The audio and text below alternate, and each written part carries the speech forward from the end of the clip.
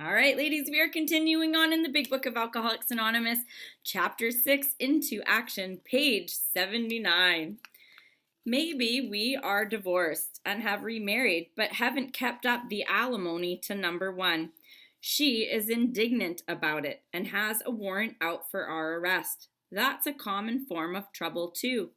Although these reparations take innumerable forms, there are some general principles which we find guiding. Reminding ourselves that we have decided to go to any lengths to find a spiritual experience. We ask that we be given strength and direction to do the right thing, no matter what the personal consequence may be. We may lose our position or reputation or face jail, but we are willing. We have to be. We must not shrink at anything.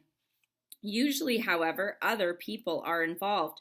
Therefore, we are not to be the hasty and foolish martyr who would needlessly sacrifice others to save himself from the alcoholic pit. A man we know had remarried. Because of resentment and drinking, he had not paid alimony to his first wife. She was furious. She went to court and got an order for his arrest. He had commenced our way of life and had secured a position and was getting his head above water. It would have been impressive heroics if he had walked up to the judge and said, "Here I am."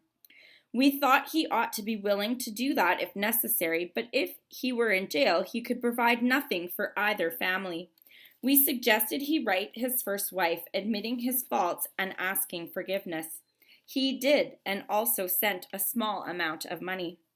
He told her what he would try to do in the future.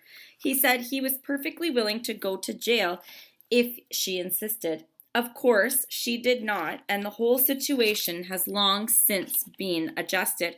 So let's chat on that page quickly before we move to the next page.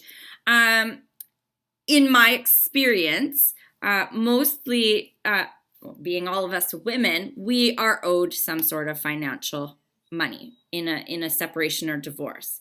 And so for mine, we usually are divorced from those who are also sick and suffering. So finding a compassionate ground from this page is lovely.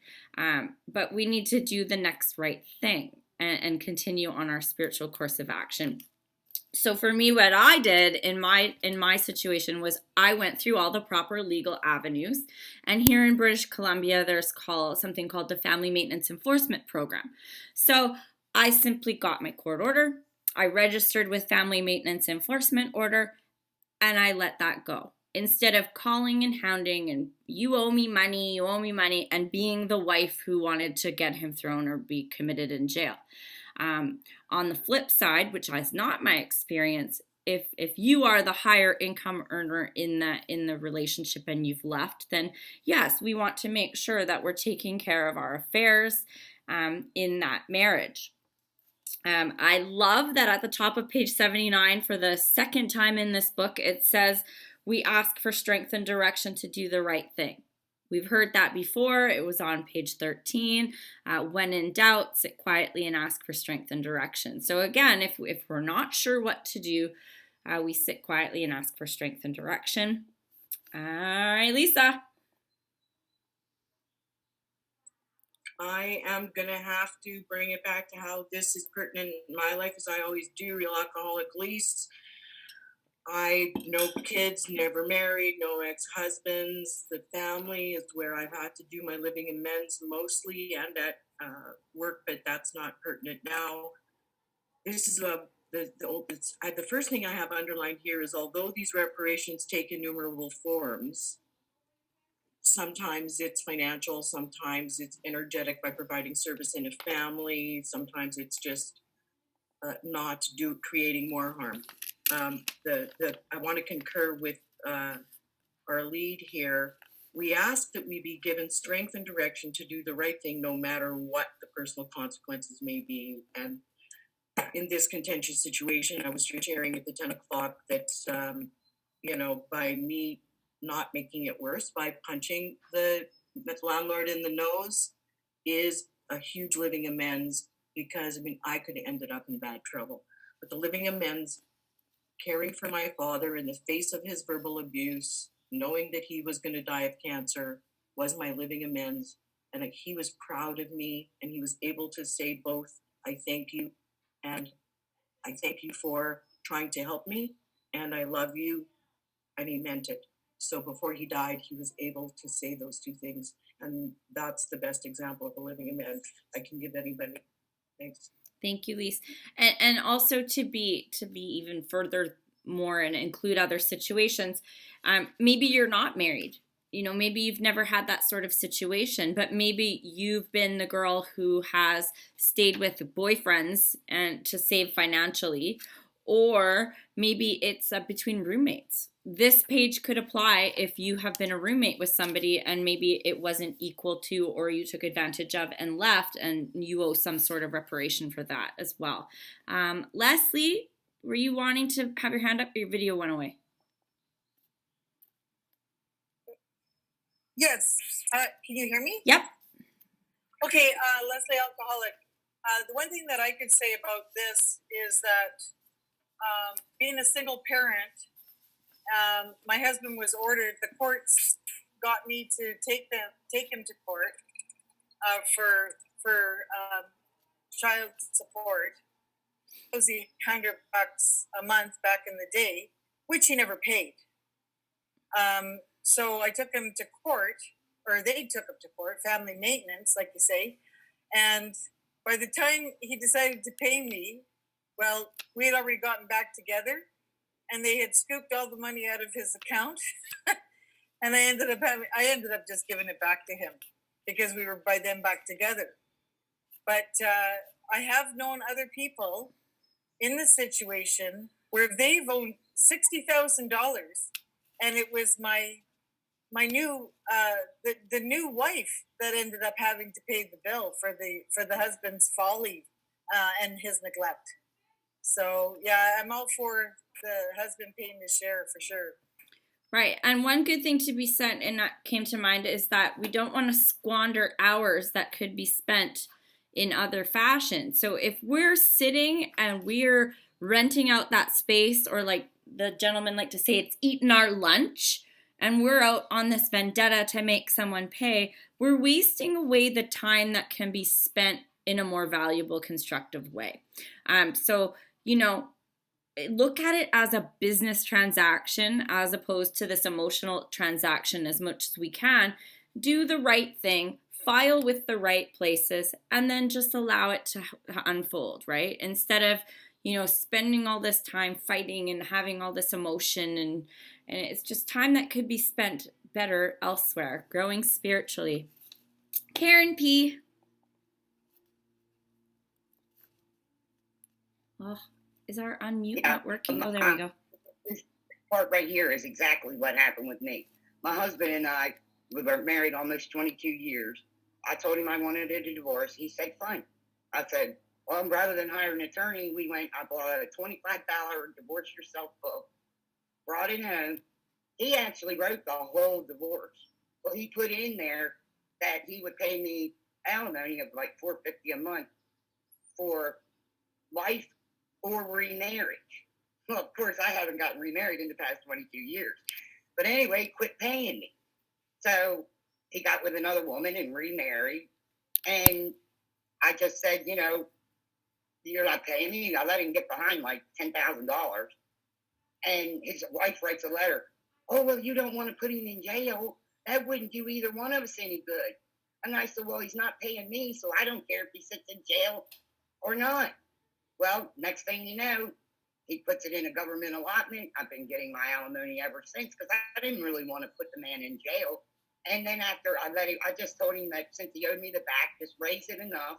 And I let him go 7 years to pay back the $10,000 on top of the regular alimony. And then in the end, I for some reason, he said, well, I don't think 450 is enough. And he actually raised it to 500 a month for life. Mm-hmm. So, you know, if you do the right thing, God God is good. God is very, very good. And I've never had another problem. We get together now. He comes to birthday parties, Christmas, you know, no animosity at all between either one of us. So, and, you know, it does work if you allow God to take it and you don't hold that animosity. You know, if you're doing it, God doesn't have to do it. You know what I'm saying? If you're all mad and God says, well, until you step aside and allow him to deal with it and let your soul be at peace with him, he won't do it. He says, if you're trying to do it, I'm stepping aside. And I think God finds it kind of funny sometimes with us trying to do things by ourselves. He sits back and goes, look at my child. If she just calmed down and let me do it, So, but that's all. So I've done quite well in 22 years of alimony, and I plan on getting it. And I pray every day that he lives a long and healthy life. So, Excellent. all right, that's all. Well, and I've seen ladies that spend all day fighting and fighting and fighting for the money and expecting it and never comes. And meanwhile, they could have been using that time more worthwhile to support themselves and their family. And miraculous things happen when you let go and just let God. And then eventually, if you register it in the right place, all of a sudden you get this big fat check in the mail and you're like, woo, bonus. Hello. Hi, I'm Flo. I'm an alcoholic. I just wanted to share my last divorce. My third husband drank like I did. That's why I married him. And he was over in Afghanistan working for the U.S. military, and I got this Dear John email asking for a divorce. And needless to say, I was a little bit pissed. So I ended up getting a lump sum settlement from him because I knew I couldn't enforce any kind of alimony when he was way over there and I'm in Canada. But I was still angry about the whole thing. And so, of course, I started praying for the willingness. And I started out, may the son of a bitch get what he deserves. And eventually I got to a place where I could say, just take care of him. And I got to another place where I was ready to do an amends to him.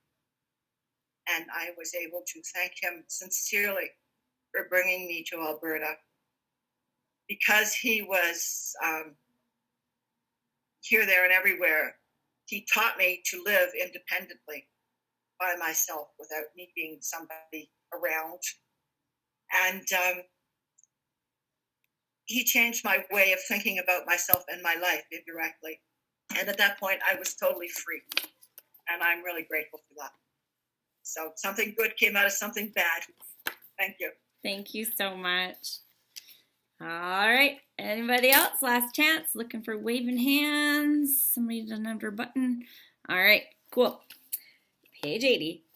Before taking drastic action which might implicate other people, we secure their consent.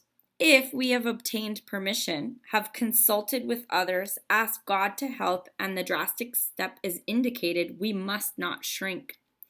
This brings to mind a story about one of our friends. While drinking, he accepted a sum of money from a bitterly hated business rival, giving him no receipt for it. He subsequently denied having received the money and used the incident as a basis for discrediting the man. He thus used his own wrongdoing as a means of destroying the reputation of another. In fact, his rival was ruined. He felt that he had done a wrong he could not possibly make right. If he opened that old affair, he was afraid it would destroy the reputation of his partner, disgrace his family, and take away his means of livelihood.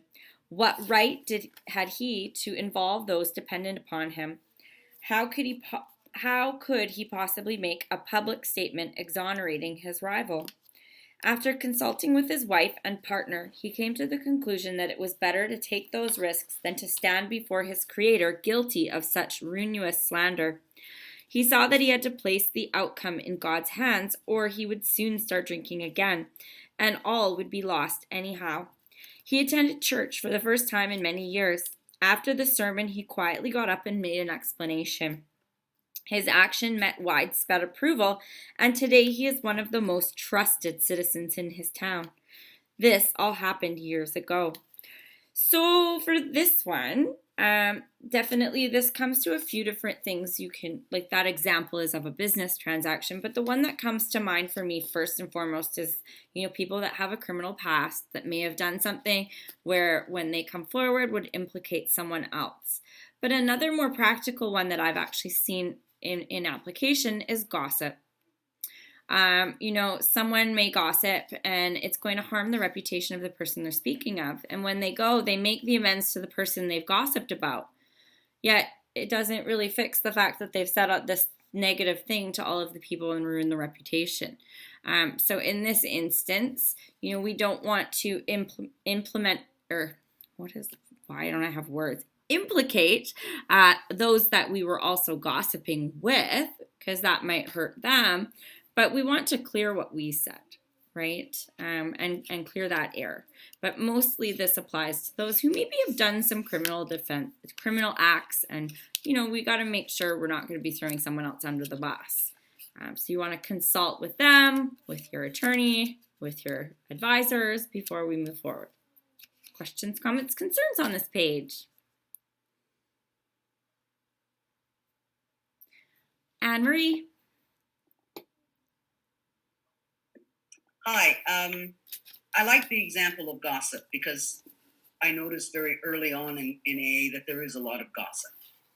And I think that the example given applies very well to gossip. There's nothing to stop you from standing up in a couple of meetings and say, I said this about this person and it was gossip. And I apologize to everyone in this room. And you do it to enough meetings that the word gets out that this person was not, whatever. So this example is actually very good. And that can be done. And my sponsor was very adamant about this. We talked about our inner group, and our inner group is sponsor and sponsees group, but in order to try and help them. But otherwise, we really avoided gossip as much as possible. It's really quite ugly. Thanks. Thank you. And to that as well, I've seen people who maybe have done something a little unsavory at a business meeting, and they've gotten up and apologized to the group as well in another occasion. Justine? Hey everyone, Justine Alcoholic. I had really big amends to make to somebody because it was, there was I think there would have been charges pressed had the law found out. But of course, we had both been drinking and we had both lied about what had happened. And, for a while there, it ate me up and I didn't remember it. Honestly, I did not remember it until my first couple months of sobriety. And when we started reading the amends, and I was like, oh shit. How do I do that? And then I started thinking I'm willing to go to the police or whatever it takes to clear it up for me. But then I was like, but there is another person involved. And what had happened too was he got something out of the lie or whatever it was. So it was just okay, there's more damage on his end than it would be mine, I believe. And then, I had just gotten I just hit my 8-month mark. And by chance, this person walked into this convenience store and I hadn't seen him for years, since that had happened. And I just kind of pulled him aside and kind of talked to him about it. And I believe I made amends. And, I had told him I am willing to do whatever it takes, but I need to run that by you because you are involved. And he's like, yeah, you know what? Let's not go there because it would mess him up more than me. And it's that's one of those things I suppose we cannot do. Because what would I really have to lose? Maybe a bit of my time, probably some money, but I feel he would have, lost a lot more. So I don't know, with things like that. Yeah, I think it's definitely important. If somebody else is involved, you have to run it by them. And then I felt good about making that amends. And I was like, okay, this is in the past and we're just never going to do anything like that again. So that's all I have to share just on some criminal activity stuff. Hope that helps. I don't know. Absolutely.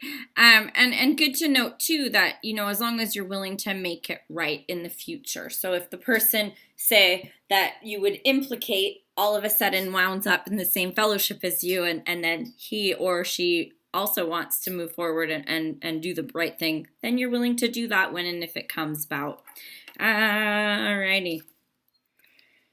Where was I? The chances are that we have domestic troubles. Perhaps we are mixed up with women in a fashion we wouldn't care to have advertised.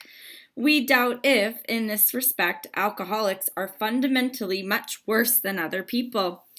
But drinking does complicate sex relations in the home. After a few years with an alcoholic, a wife gets worn out, resentful, and uncommunicative. How could she be anything else? The husband begins to feel lonely, sorry for himself. He commences to look around in the nightclubs or their equivalent for something besides liquor. Perhaps he is having a secret and exciting affair with the girl who understands. In fairness, we must say that she may understand, but what are we going to do about a thing like that? A man so involved often feels very remorseful at times, especially if he is married to a loyal and courageous girl who has literally gone through hell for him. Whatever the situation, we usually have to do something about it. If we are sure our wife does not know, should we tell her? Not always, we think. If she knows in a general way that we have been wild, should we tell her in detail? Undoubtedly, we should admit our fault. She may insist on knowing all the particulars. She will want to know who the woman is and where she is. We feel we ought to say to her that we have no right to involve the other person. We are sorry for what we have done, and, God willing, it shall not be repeated. More than that we cannot do. We have no right to go further, though there may be justifiable exceptions, and though we wish to lay down no rule of any sort, we have often found this is the best course to take. Our design for living is not a one-way street. It is as good for the wife as for the husband. If we can forget, so can she. It is better, however, that one does not needlessly name a person upon whom she can vent jealousy. So if you're familiar a little bit with the history of Alcoholics Anonymous, you may know that Bill was a little bit of a womanizer, and you can see that a little bit in this paragraph. And yeah, so I have my own opinions on it, but if we're sure our wife does not know, should we tell her? We think, well, your wife probably knows in a general way what's going on, and if you were really following this spiritual course of action, then yes, you should be completely honest with your wife. But yes, we do not need to name of whom we've been cheating, because that's implicating another person and stirring up that jealousy. So this does go both ways. But we should be forgiven and we should be forgiving, depending what side of the shoe we are on. I have a lot of thoughts on this, so I'm going to open it up and see where we go with the conversation. Anne-Marie? Hi, I'm Anne-Marie, alcoholic. I know that it's strange to quote a TV show, but MASH had such wonderful, wonderful things to teach us.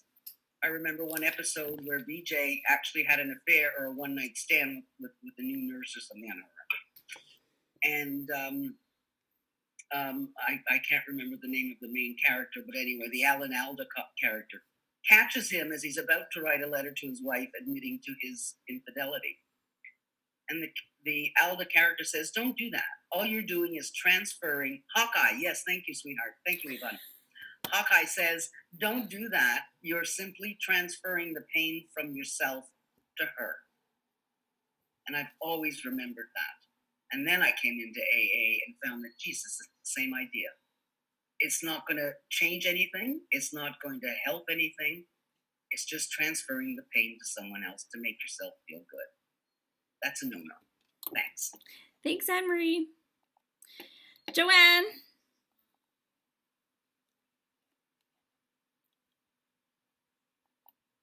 Hi, I'm Joanna. I'm an alcoholic addict.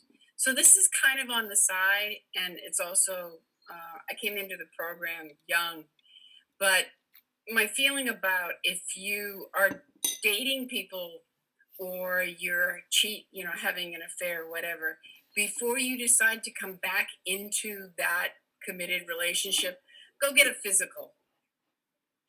I had a close friend who ex was a drug addict and called her and said, I need to make some amends.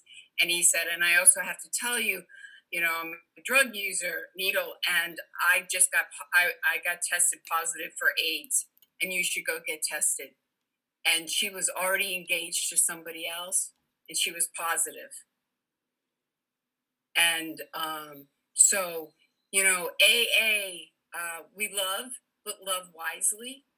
And if you have an affair or your partner's having an affair or whatever, just care enough to get checked first before you enter a relationship, because it just complicates the shit out of things Mhm. and everything. But that's pretty much what I wanted to say. Thanks. Thank you, Joanne. And also to further that dating now is a lot different than dating in the 1930s. A lot different. And relationships now are a lot different, and expectations are a lot different than the 1930s. So we need to remember when this book was written as well, when we're discussing this topic and reading this page. Connie? Good morning. My name's Connie. I'm an alcoholic. Thanks for being here and having this. It's been eye-opening and stuff. I have a question. In the 12 by 12 and generally the inventory, it's summarized in 3 ways: sex, society, and security. And I get the security, financial or all but for me, generally, I've always encompassed sex not as like bang bang sex, just intimate relationships, but relationships between male, female, male, male, like any relations I've always considered sex. And that helps open up like what's going on in those. Because I don't, when you're married a long time, you don't have sex with people, but there's still sexual relations. And so I've always encompassed that. And I was talking to somebody I work with, and we started talking about the sex inventory. She's like, oh, I hate this part. And I said, well, I don't know if it's right, but I've always considered sex not as always the bang bang intimate part or cheating, but sex in general is relationship. Is that the right direction? It's worked for me, but I'm just asking if others consider it that way. Thanks. Okay, so first and foremost, I don't speak for the 12 by 12. I speak for the big book, because that's where the program of recovery for me is found. And we are on step 9, which is amends. But just to quickly revert back to step 4 with the sex inventory, it's on page 69 and 70, and it's everything, right? So like for me, if I'm wearing a low cut top to get attention at the bar or get free drinks, that's part of that conduct as well. So personal relationships would be friendships, families, employers. Sexual relationship doesn't mean that you're having sex with the person. It's just a more intimate relationship, dating, flirting, anything with the opposite sex if that's what you're into, or the same sex if that's what you're into.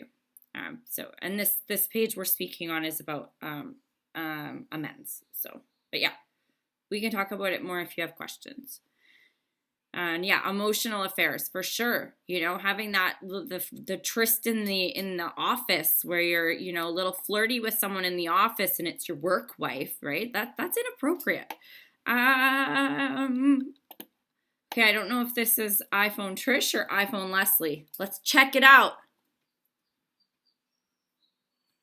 I'm here. Leslie. I'm gonna rename you. Okay, go ahead.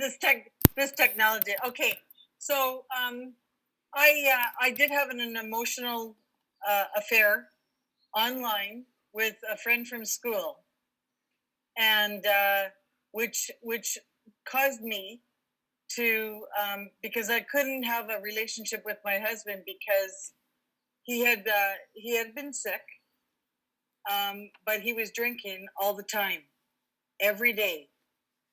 26, 40-pounder of brandy. Our life had changed to the point where, because of his chemo and stuff and because of his drinking, I just didn't want to be around him, and I had emotionally checked out. I left the building. I packed my bags and I walked down the street emotionally. So this guy was willing to, oh, you know, I'm going to take care of you. You could escape from all of that bullshit and working out in 40-degree heat and you know, oh, I always loved you and that sort of thing. And I listened to this bullshit, and it was all bullshit. And I guess down in the States they call it catfishing, which I was a victim of.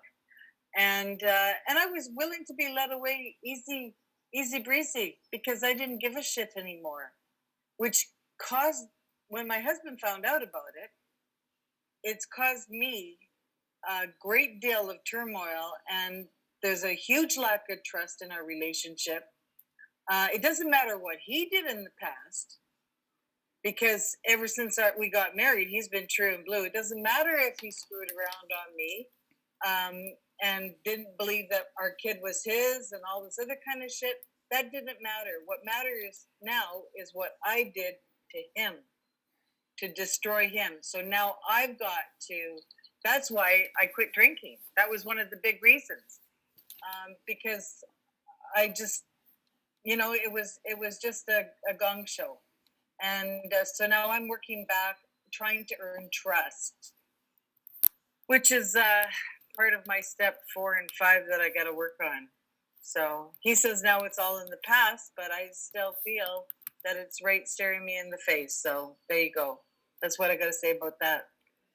All right, an unpopular opinion on that for me is we have to take ownership, right? Like that's the whole part of this step 9 is, you know, not that you were catfished and led astray, but that you went astray, and taking ownership of that part of it and making the amends. I don't have to earn anyone's trust back. I have to own what I did, and I have to make amends for my actions. What someone else does with that is their business, not mine. If someone chooses not to trust me, it's not up to me to earn that back. It's just my job to be a trustworthy person and to walk with my dignity. And Joanne always uses the good words that I can't remember. But to be that woman of substance, and that hopefully will regain that trust, but I don't have to earn it. I just have to walk my walk, and I wish I could remember the words Joanne uses because they're good. Anyone else? Okay. We are on. Perhaps there are some cases where the utmost frankness is demanded. No outsider can appraise such an intimate situation. It may be that both will decide that the way of good sense and loving kindness is to let bygones be bygones. Each might pray about it, having the other one's happiness uppermost in mind. Keep it always in sight that we are dealing with that most terrible human emotion, jealousy. Good generalship may decide that the problem be attacked on the flank rather than risk a face-to-face combat. If we have no such complication, there is plenty we should do at home. Sometimes we hear an alcoholic say that the only thing he needs to do is to keep sober. Certainly he must keep sober, for there will be no home if he doesn't. But he is yet a long way from making good to the wife or parents for years he has so shockingly treated. Passing all understanding is the patient mothers and wives have had with alcoholics. Had this not been so, many of us would have no homes today, perhaps be dead. The alcoholic is like a tornado, roaring his way through the lives of others. Hearts are broken, sweet relationships are dead, affections have been uprooted, selfish and inconsiderate habits have kept the home in turmoil. We feel a man is unthinking when he says that sobriety is enough. He is like the farmer who came up out of his cyclone cellar to find his home ruined. To his wife, he remarked, "Don't see anything the matter here, Ma. Ain't it grand the wind stopped blowing?"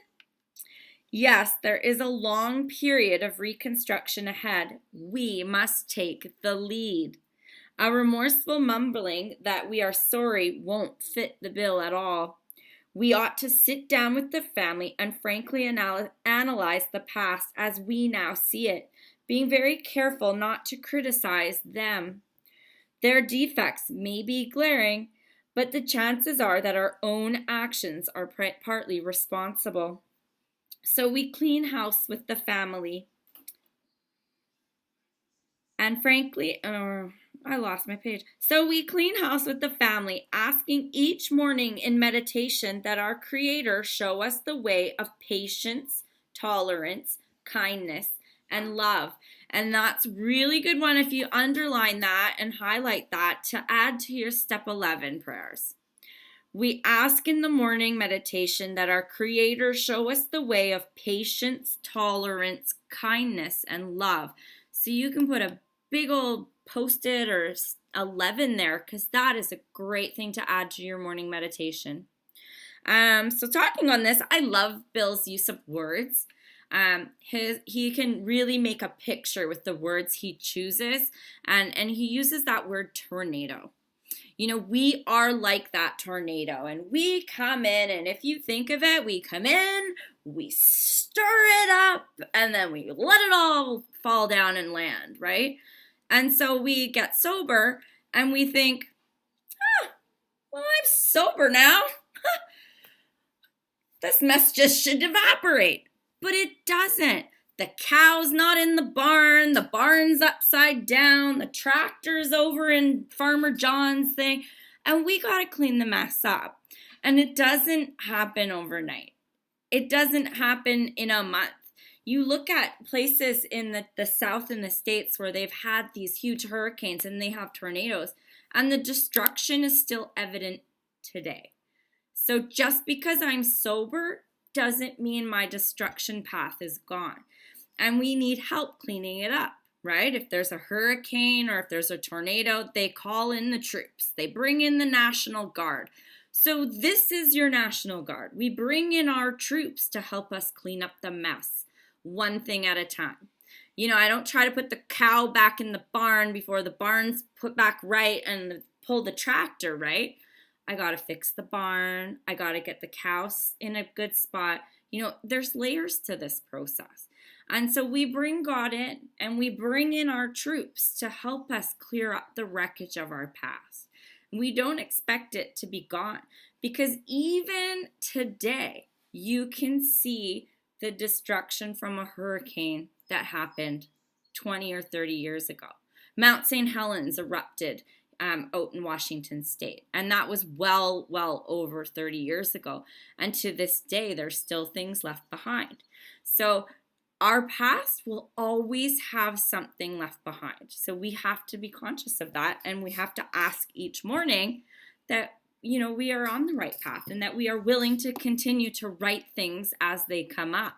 If I'm walking along and I see that there's still a brick from the barn that fell down and on the path, I'm going to pick it up and I'm going to move it to where it belongs. I don't just like walk over the brick and say, oh, well, that was from the hurricane last year. Shit. We got to clean up as we go.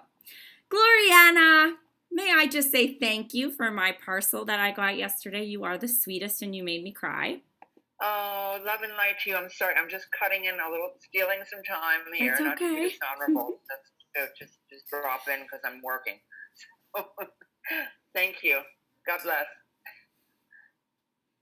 Oh, that's all? Well, did you want to say anything about this page?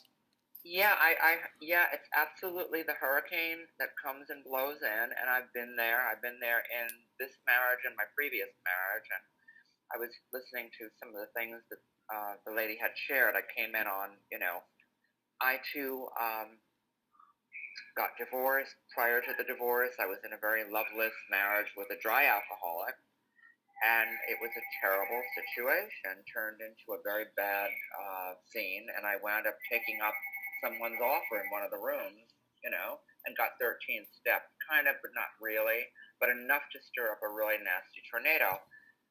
We were going to get divorced anyway, is the way it worked out, and then afterwards I was acting out quite a bit during that time, so I had to come back down to reality and so on.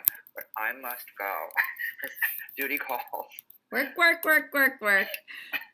Awesome. Joanne. And thank you for putting that in the chat, Joanne. Oh, you're welcome. Wait a minute. Okay. So this is the part that the serenity prayer helps. You know, God grant me the serenity to accept the things I cannot change. The hurricane happened. The tornado happened. And for some of us, there were tornadoes in our childhood, you know. Devastation has happened over and over and over again. So God grant me the serenity to accept. Yep, the shit hit the fan. The courage to change the things we can. And this is where it's about also growing up and what you were saying before, standing in your truth. Because sometimes, I love analogies. The tornado just went through. Your child is looking at you. Who's the adult? I'm the sober adult. Okay, I don't know what to do, but we're going to ask God for help. We're going to do the next right thing. We're going to grab, my partner, and we're just going to do the right thing. And I'm going to, and mama's going to stay sober, but it's asking for the courage. And it's hard. It's so hard when someone's looking at you and saying, there was pain. There's pain in my heart from your actions as an alcoholic. It's hard to stand up with that. That's the bad news. The good news is I have a chance not to do that again. And that's where the serenity prayer and the wisdom to know the difference. That if I don't drink, I go to meetings, I ask for help, I work this program, I might not stop the tornadoes, but I won't be the one bringing the tornado in. And I'll have the tools to figure out how to build the house again. I get emotional about this. To take care of that child, to take care of that partner, okay? I'm no longer a lush, I'll own it. I have lots of reasons, I can tell you, but I'll own it, and now I'll move forward. And that's where the serenity prayer is one of the best tools to use. And so I just wanted to bring, love is powerful, but you got to stand up for it and face it. And it'll get you through, because, when there's betrayal, sometimes the most healing thing you can say is, yeah, shit hit the fan, but I chose you in the long run. I chose you. I was lost, but I found my way back. And anyways, that's all I wanted to share. Thanks. Thank you. And sometimes these tornadoes can touch down in our sobriety. They're not from prior to our sobriety. I've had situations where maybe you start dating someone in the fellowship and then you see some red flags and you graciously walk away, and sometimes mud gets thrown because feelings are involved. And just being that woman of dignity and honor that I love that. Thank you for putting that in there. You cannot react. I can pause, I can pray, and then proceed and not react. And that's us showing the way to other people who are watching us as we grow in this fellowship. We have sponsees that are watching us. We have other people who may still be suffering that are watching us, and they're like, wow, you were able to walk through that? That's really attractive quality. I'd like to know more. How did you do that? And that's the great gifts that we get. Lori. Hey, I'm going to go in the room next door because I've got my godfather with 33 years of sobriety. He's so cool. He goes to the prisons, and he's trying to book a prison meeting with our friend John, who he meets with and then introduced me to on video call when he was on call, and sent him a picture of us, and it keeps John going, and John prays for us, and we pray for John, and he's a really great guy. But anyway, so very cool stuff, ladies. Women of dignity and honor. It's like you'd think it'd come naturally. You'd think it would be gracefully executed, right? But it can't be, and I think everything is kind of perspective, right? I wanted to share, well, let me not crosstalk. Let me just speak generally here. is that, not only can we care for those people who were there for us and be there for the people who were there for us or maybe others, but it's like we can help people now, and it's like that's a whole 180 or 180 for me. Is because like not only can I be there for people, but understanding that like sometimes I'm there for people and sometimes people are there for me, right? So it's not as black as white as it seems. And I know sometimes experiences can be so painful that we want to say it's one way or another, but sometimes people have to be there for us. Just like down the road, we'll be there for other people. And so it's progress, not perfection. I'm really glad to see my friend hopped on the meeting. I think she was saying she had poor connection, but please welcome her. Her name's Milk and Honey. Her name's Mandy, and she's joining us. I just gave her the code for this meeting today. I was with her on a Zoom call when she had 5 days, and now she has 21 days, and she is doing much, much better. And yeah, that's all I wanted to share. Welcome, Mandy. I know she's not on the call now, but she'll be coming back. And this is how we do it, right? We pass it along. We share the gift. And I thought I lost my big book, but I found it in my trunk. I'm really happy to be here with you guys. Kimberly, you rock. Della, you rock. And I love Canadians. My godfather, he's Canadian too. Oh, and please do send me any links for any good Canadian meetings in Vancouver, because he's going to go there soon and was telling me he needs some hookup for some good meetings there. Oh, come up with me. We will hook them right up. And I want to come into an American jail and speak. That sounds like fun. I'm such a nut. I'm such a nut. Oh my God, I want to go talk in an American jail in Arizona. I want to go to LA jail. That would be fun. Maybe a New York jail too. All right, add that to the road trip. Connie. Hi there. Thanks. My name's Connie, and I'm an alcoholic. And I find it interesting that this talk about this guy and the tornado comes at this part of the book. And for me, it tells me that I have to take great care about the process of this. And it kind of went over how these people had these great ideas. How they had great ideas, but they could cause problems for others, and then they had better solutions, is what we've just read. But this part about the tornado is,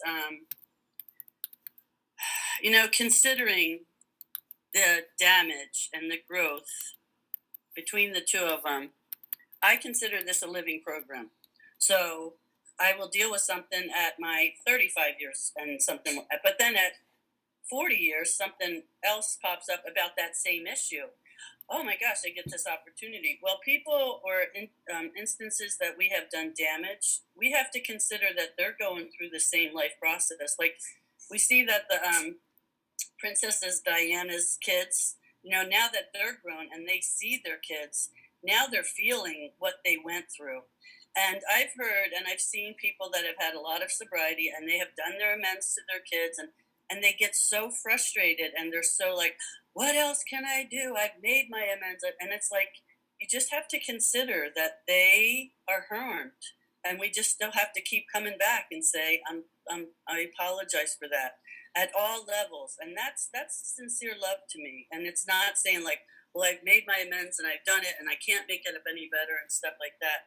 And I've seen people do a lot of damage, doing this step way early before they've even done they just want to make it feel better. And then they go back, drink, and man, talk about even more damage, So, I just find it interesting. And I point that out to people when we're in this part of the book is like, look at in sobriety, like you said, Kim, in sobriety, I can do damage with my best intentions. My best intentions aren't to damage you, but I've already made amends and I'm different and I'm not drinking. I've changed my life. Da, da, da. Well, guess what? They're still hurting and they're reeling still, because now they're at an age that they realize that you lack something that they needed at that point, maybe, And not that we have to be carpets and lay down, but we do have to be people of dignity to consider others and to be careful. And it does further on say about the word painstaking, which scared me, the word painstaking. But what it means is take great care. and that means of ourselves, of this program, and of others. And so that's a new design for living. So thanks for being here. Thanks. Yeah, and speaking to that design for living, we don't graduate. Like the first few times I did my steps and I thought, I did my steps, I'm done. Let's just shine that gold star. This is a design for living. We never graduate. As long as we're in this, we are doing it until the day we die. So we're constantly growing and evolving, and that's the beauty of it. And it's just the most amazing thing. All right, let's keep going. We're going to finish this today. We're just going to go a little tiny bit over. The spiritual life is not a theory. We have to live it. Unless one's family expresses a desire to live upon spiritual principles, we think we ought not to urge them. Should we not talk incessantly to them about spiritual matters? They will change in time. Our behavior will convince them more than our words. We must remember that 10 or 20 years of drunkenness would make a skeptic out of anyone. There may be some wrongs we can never fully right. We don't worry about them if we can honestly say to ourselves that we would right them if we could. Some people cannot be seen. We send them an honest letter, and there may be a valid reason for postponement in some cases. But we don't delay if it can be avoided. We should be sensible, tactful, considerate, and humble, without being servile or scraping. As God's people, we stand on our feet. We don't crawl before anyone. And we will finish with the promises today so that we're set up to do September. But we'll just talk about this real quick. In that first part about the spiritual principles we live, and we don't talk incessantly and force them upon people. I'll tell a quick story about my children. So after my divorce or my separation, I was living this way of life. So I was living spiritually while my ex-husband was not. He was going further into his addiction. And so my children were staying 1 week at my house, which was spiritually based, and 1 week at his, which was addiction based. So mom's house sucked, right? Dad's house was more fun. But as they saw me grow through this process, mom's house became more stable and desirable. And dad's house looked more like chaos. And that was because I was growing along the spiritual program, and I was being consistent and showing them this way of life within the home, not saying, this is the new way, you have to do this, and we're going to be like this. I was leading by example within my home. And it actually ended up correlating and carrying on into his house, where the whole relationship got more compassionate, which was the benefit. Then I love that second paragraph. I've got those first 3 lines highlighted and underlined. There's some wrongs we can never fully right, and there's some that we won't be willing to do, but we have to keep praying for the willingness, or we have to be willing to right them if they come up. And that is the most important part of step 8 and 9, in my opinion, is being willing to make everything right if and when we can. And if we are not, to pray for it. If I have to pray for the willingness to the day I die, then I pray for the willingness till the day I die. But the minute I stop praying, I'm not growing. I'm going backwards, and I'm not following this path. Alrighty, let's chat about it, and then we'll read the promises and discuss them because they're amazing. Lisa. I just wanted to say that as God's people, we don't crawl. We don't crawl. And as God's people, we stand on our feet. We don't crawl before anyone. And that is what I had to do multiple years ago with Dad. And I was just chatting that is one of the reasons that he respected me before he died, was I stood up to him. And I said, you are never going to speak to Mother like that again, nor me. And actually, at one point, I hit him. I almost connected with my whole hand, but I only just connected on his toe just a little bit. I still served him the apple with cheese, but that's another story. Yeah, so I put my foot down, and one of his 93-year-old friends was also very proud of me that I did so, because very few people stood up to Dad. And it gave me the strength to be able to go through this now. So I changed the neural nets, and I was able to have the strength to do this now. And may you find the strength that you need to make it through your tough times. Thank you so much, Lisa. And that goes a little bit to those who ask that question at their end of their, is there anything else? Like, that just opens us to be knocked down, and we're there to set our rights straight. And I've heard some horrible stories of things that have occurred after that has been said, and I don't wish that on anyone. Yvonne. Hi, I'm Yvonne. I'm an alcoholic. Yeah, what you were just saying, I was 5 years sober before I left my marriage, and I was never made a formal sit down amends to my husband, and for that reason is because he was very verbally abusive, and the verbal darts that he would throw, and so I tried to live my best that I could and be right, do right. And I don't know if I'm where I'm going to making sense, but I had to be careful, and I had to protect myself with him by making the living amends, by being nice and being, just the whole bit, rather than sitting him down and saying, I'm sorry, or not sorry, I don't like that word either, but I have told him I've taken responsibility for my part of the program, and so I mean, we've done that, but it just as far as sitting him down, and I guess I've already made an amends with him, but for leaving the relationship and all of that, I don't know. I don't know. We'll have to cross that bridge when it gets there. So I don't know where I'm going, so I will stop there. Well, and for me, like, I always bring it back to prayer, and that sounds like a little bit of a 3-part prayer. One prayer being for the sick person who's still suffering, right? This is a sick person. How can I be helpful to them? The next is that prayer on page 13, which is also on 79 and 87, is for strength and direction when you don't know what to do. If I don't know what to do, I don't do anything. And I just wait until the right thought or action comes, and I pray for strength and direction. And then we get to the third part of that prayer, which is for the willingness, right? So there's a step and a process and a prayer for each and every way. So one is that, this is a sick person. And then 2 is for the right thought or action to come, and then for the willingness to follow through.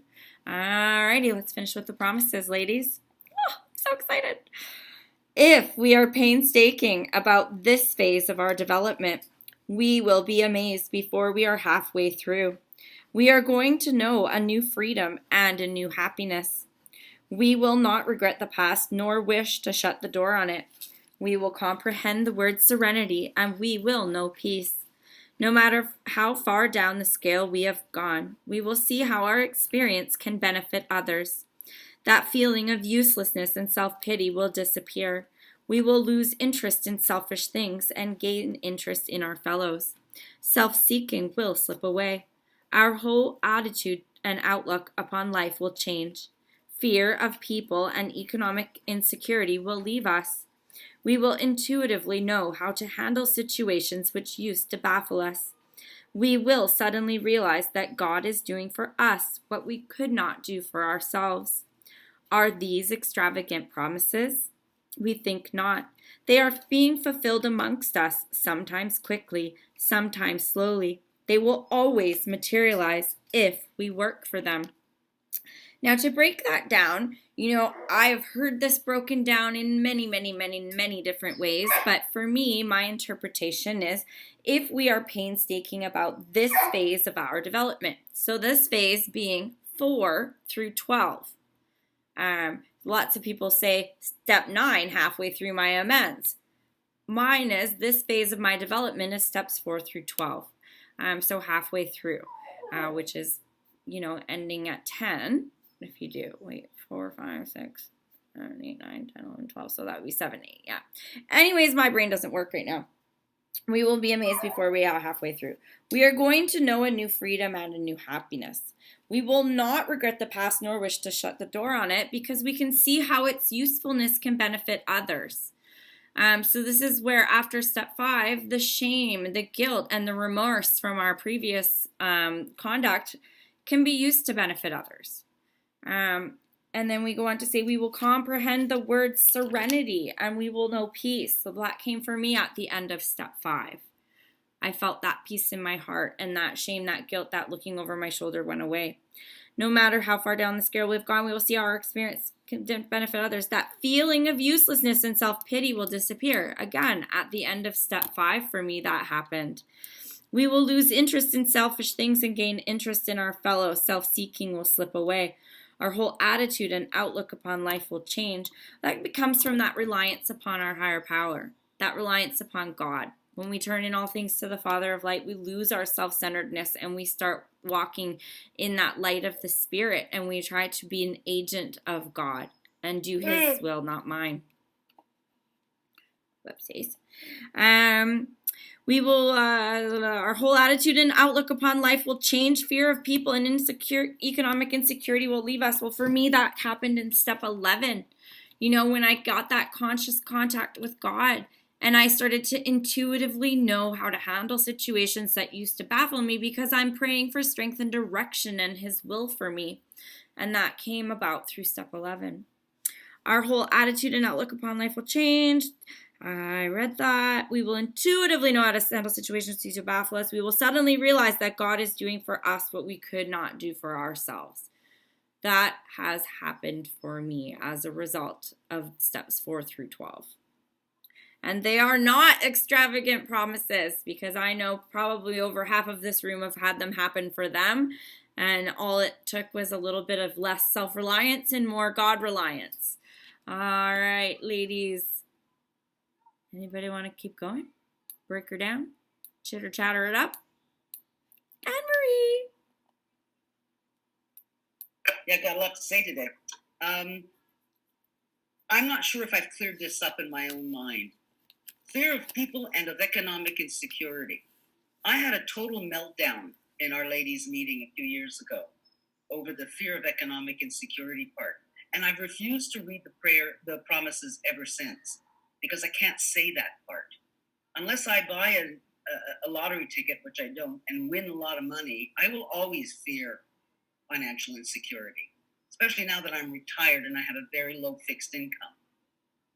I just don't see how I could not worry about that, not fear that, because financial insecurity can only be cleared up by financial security. You have enough money to know that you're going to pay your rent. Otherwise, you risk being homeless. You know what I'm saying? Okay, so let me see if I can help you with that. Okay, so fear of financial insecurity. So a lot of people misrepresent this one or don't understand. So I'll ask you this. Has it always worked out for you? So far. So that's a faith in God that it's always going to work out. That is the loss of fear of financial insecurity. See, because we can have $1 million in the bank and I could lose that $1 million, but me, I have faith that it will work out. That is a loss of fear of finance. Just because I have $1 million in the bank doesn't mean anything, because I could lose it. But I have faith that it's always going to work out because I trust in God and not myself, right? So it's always worked out for you. Has everything always magically worked out in ways that you can't explain? Yeah. You have to remember that, because that's where your fear of financial insecurity. See, because self-will and human will tells me I need $1 million in my bank to be financially secure. But my God-centered mind says it's always worked out. He's always taken care of me. I'm going to be okay. He's got me. Okay. Yeah. It's like someone once told me, it all works out in the end. And if it hasn't worked out yet, it's not the end. Well, exactly. And it always has worked out.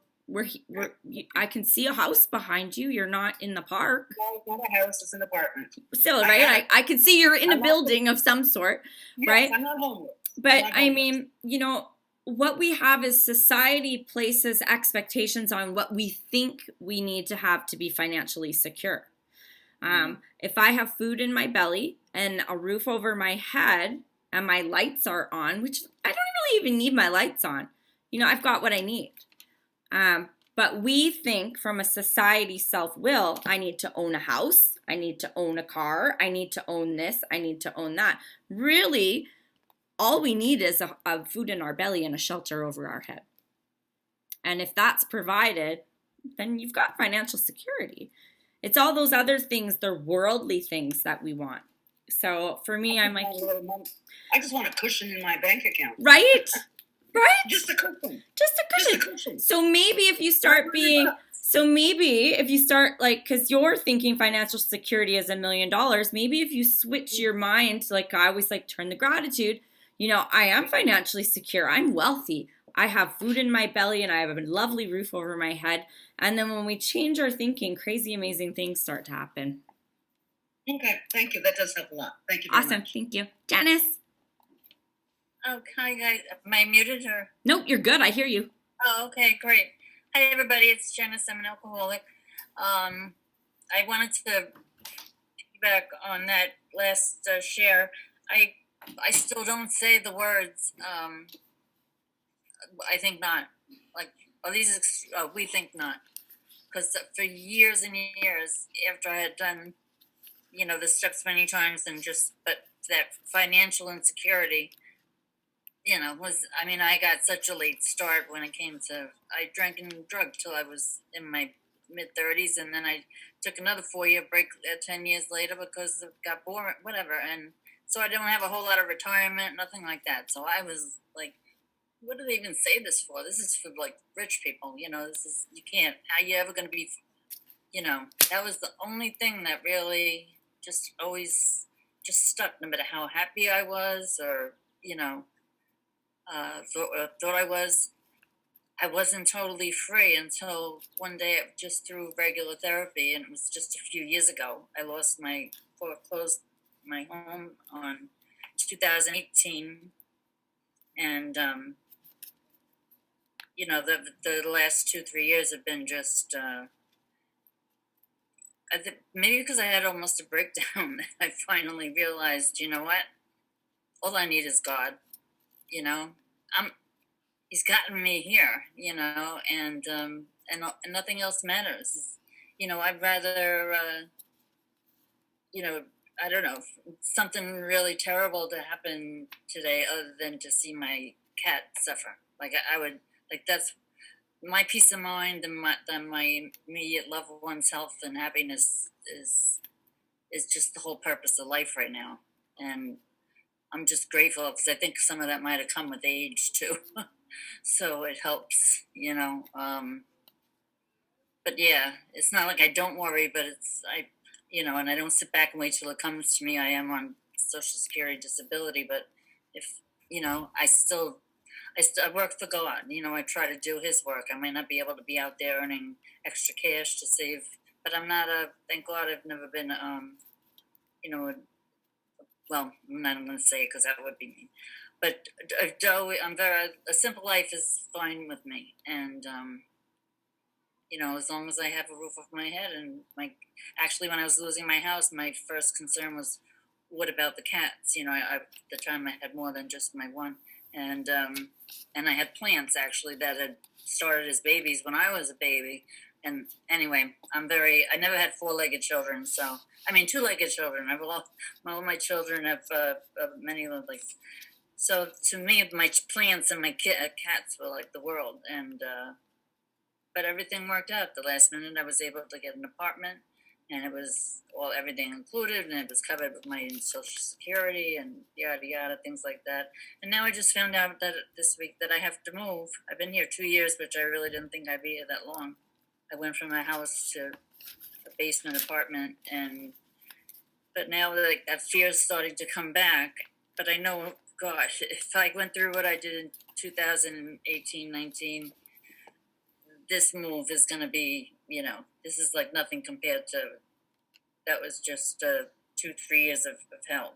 And so I'm just so glad, because without Kim, you and all of you, you know, this is like my most favorite meeting, 3 days a week. That I used to just go to 3 meetings a week. Now, out of the 6 meetings a week, this is my 3. You know, it's you guys have become such a big part of my life and my happiness and peace of mind today.